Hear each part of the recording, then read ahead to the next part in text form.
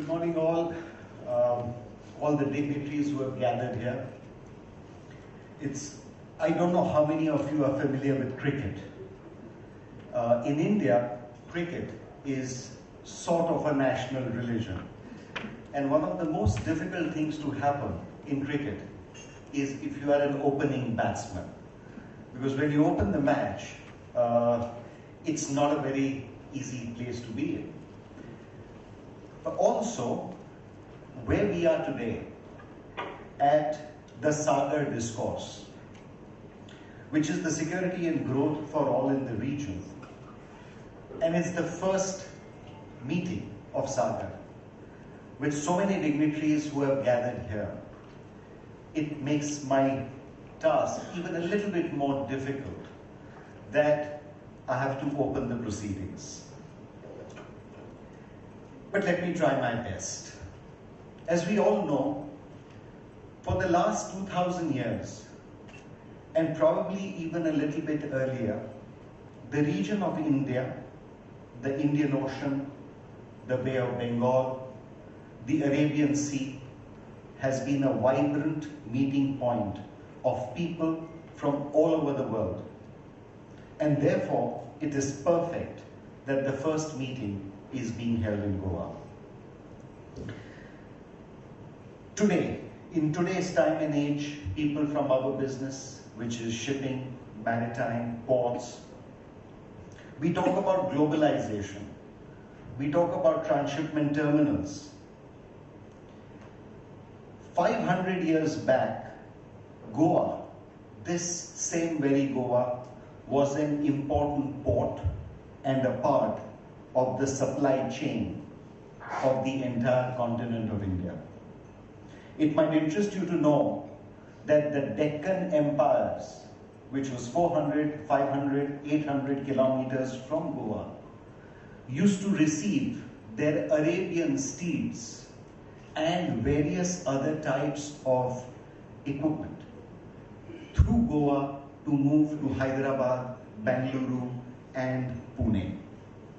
That was how 500 years back, even then, Goa was a transshipment hub, what we shipping people would like to call it. And that was 500 years back. Frankly, I don't know what terminology they would have used, but that is what it was. It is wonderful to see that Norway is a part of this gathering. Like India, Norway also has a proud maritime history. It is a matter of record that the type of ship designs that Norway, even 1800 years back, had was leaders in the world. And therefore for India, it is wonderful to have that partnership with Norway, because India would look forward to sharing and growing in various spheres where Norway is truly a world leader. Before I go ahead, I would like you all to indulge me for a couple of minutes. I'd like to share with you some fanboy moments. I'm sure all of you have fanboy moments. Let me share with you my fanboy moment.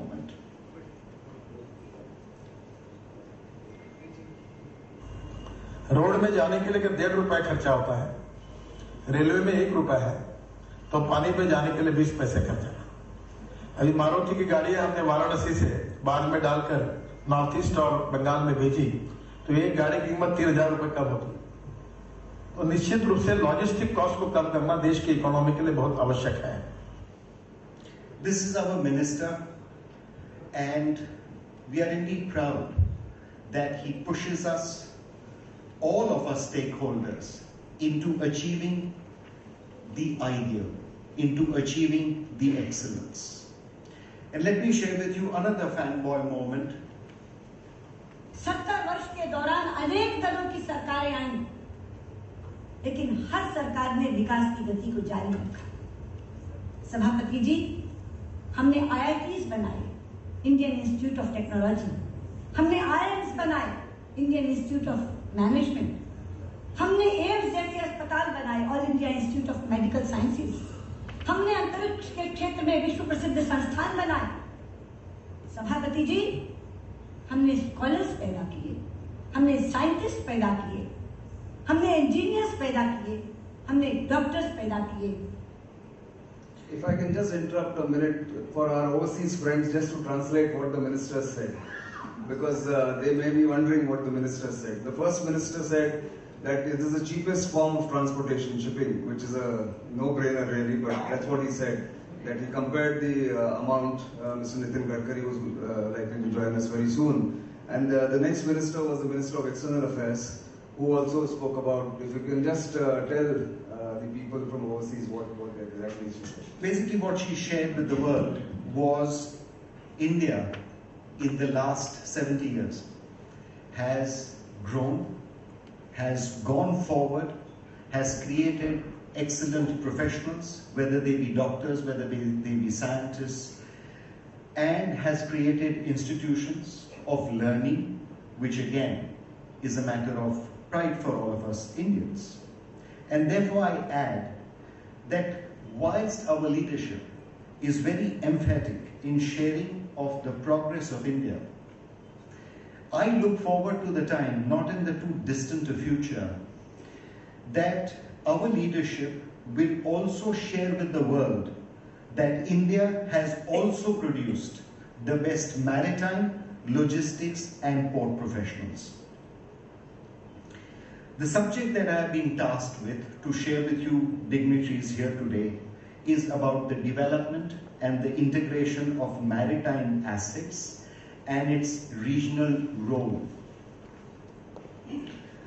To go back a little bit into history, this is a map which has been there since the 1st century AD, and the different trade routes at that time which covered various trades of India.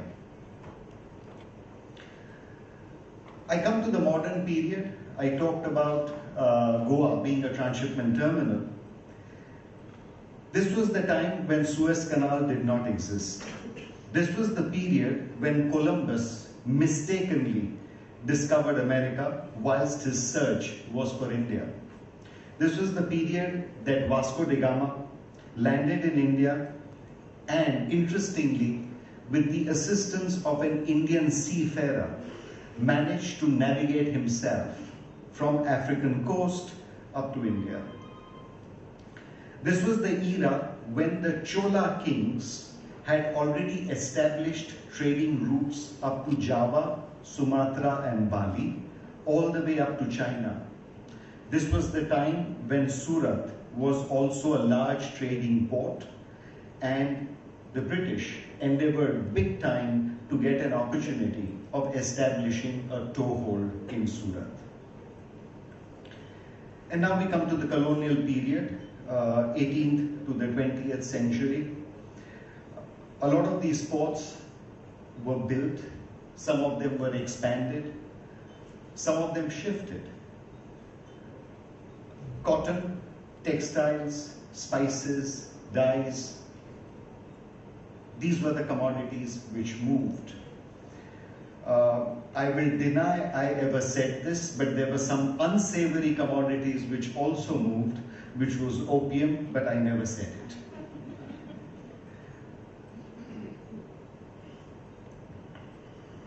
And at that time, the port capitals of the world were very clearly between Europe, between the Italian area, that is the Mediterranean Sea, and the Adriatic Sea.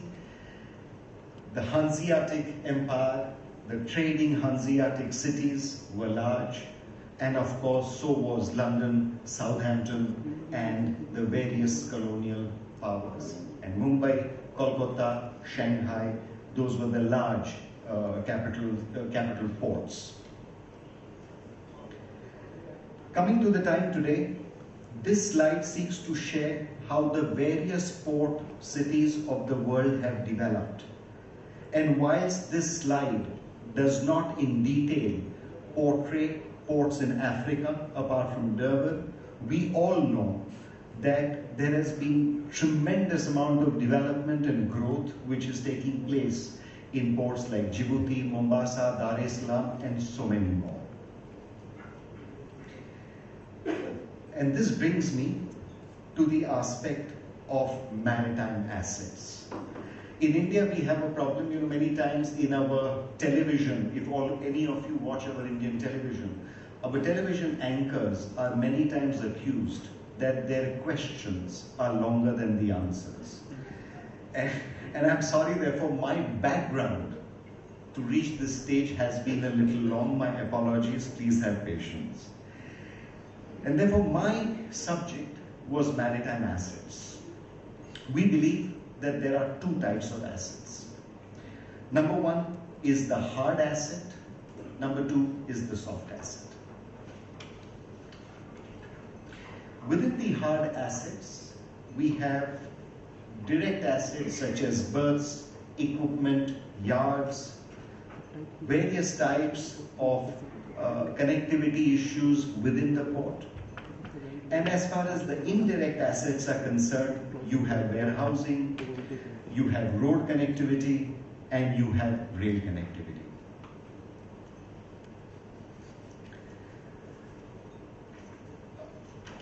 What we have tried to do, we have made out two charts for you, which shares with you where we are as far as our capability and capacity is concerned.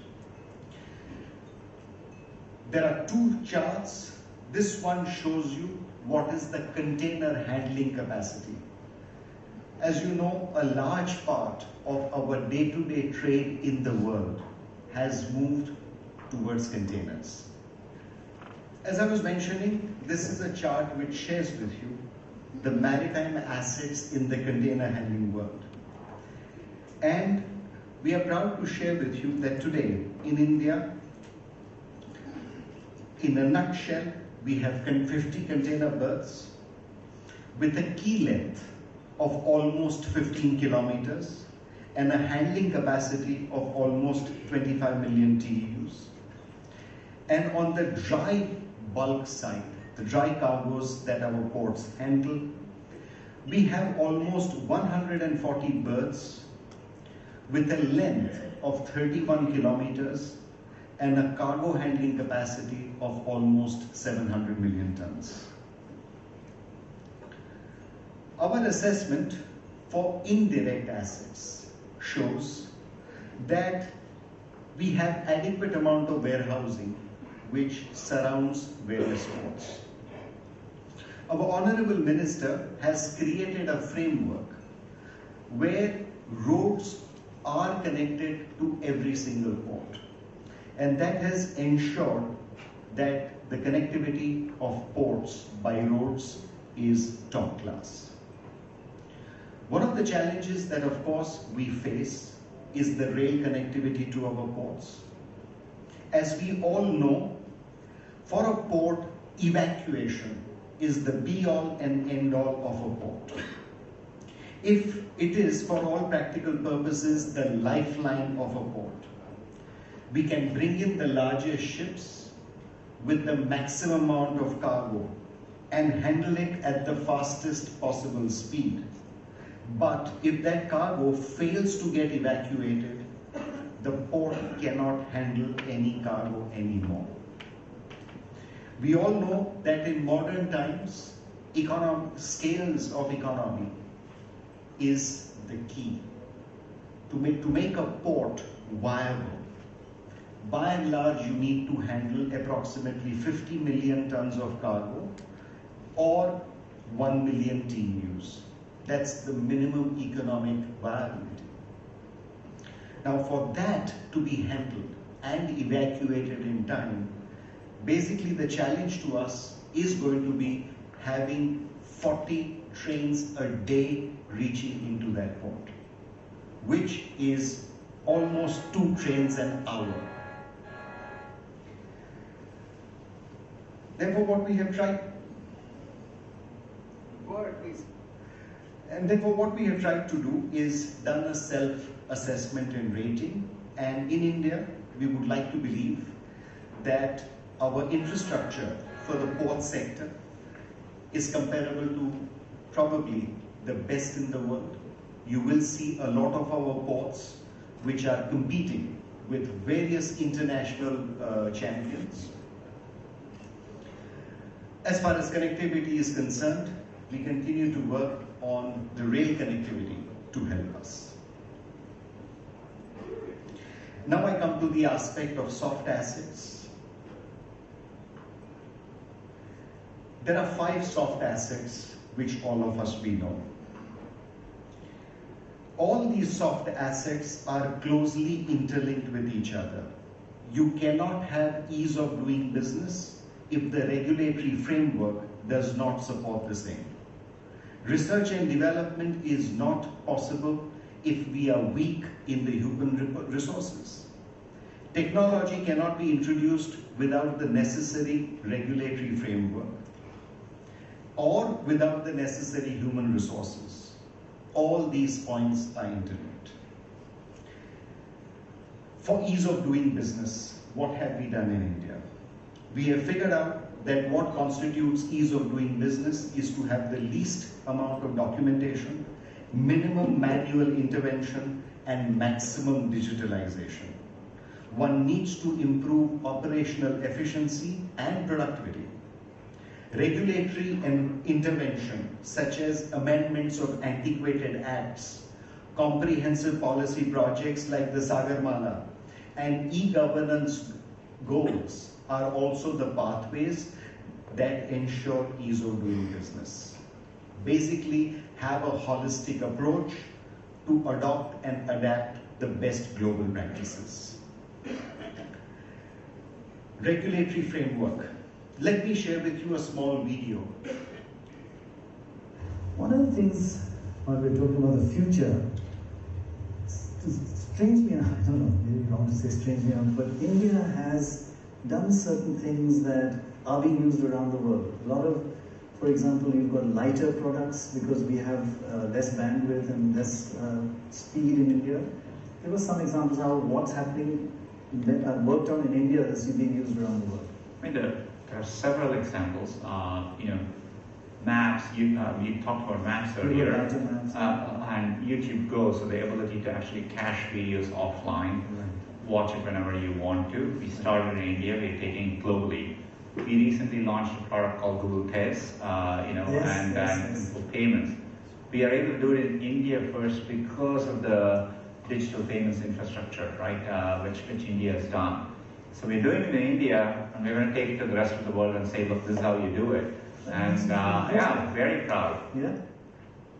And this clearly shows that if the regulatory framework is enabling, catalytic, inclusive, it is holistic, and it is immediate, global path-breaking developments do take place in India.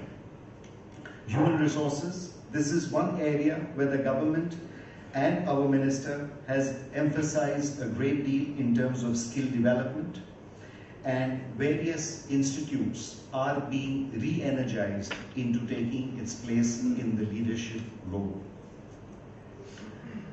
Research and development. We all know that shipping, maritime, logistics and port sectors are undergoing incredible changes. Every half a decade has seen changes in port designs, ship design, navigation, fuel systems, cargo handling systems, and the various practices. The only two questions that we need to ask ourselves, are we ready for the change? And in some cases, can we be the change ourselves?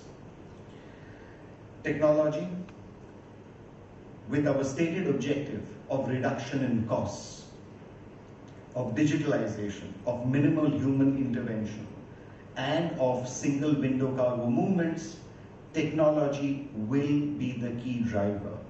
This is a global race. Every customer has a smartphone, every stakeholder has a smartphone, every banker transacts with a smartphone. The time has come, and without a moment's delay, that India needs its own port community system and India needs a shipping, transport and trade handling system.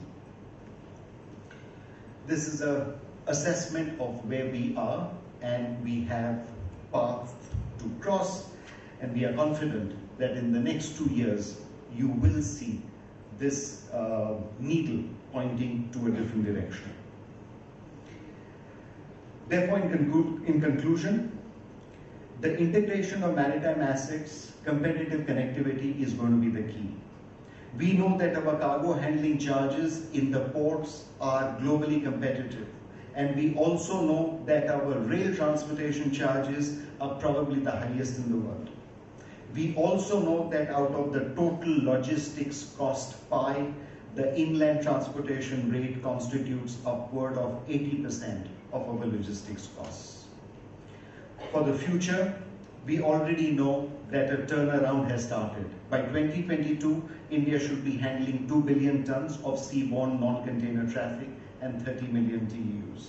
Our port-based infrastructure is already capable of handling this traffic. Connectivity will be the key. It is a race against time. We are becoming a highly interconnected world, and the kind of participation in this hall confirms the same. Our success will depend on how quickly and effectively we can adopt and adapt these changes, especially for our neighbors and our global partners. Thank you very much.